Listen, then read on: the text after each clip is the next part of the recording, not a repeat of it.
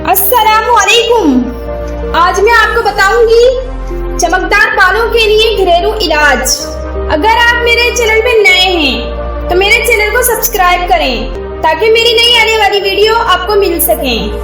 गुड़ खाने के साथ साथ लगाएं भी और बालों के इन मसाइल से निजात पाएं। गुड़ को सिर्फ खाना ही नहीं होता बल्कि लगाना भी होता है, और इसको लगाने से क्या क्या फवाइद हासिल होते हैं मैं इस हवाले से आपको बताती हूँ। बालों की सेहत के लिए गुड़ का इस्तेमाल बालों की सेहत के लिए किस तरह किया जा सकता है।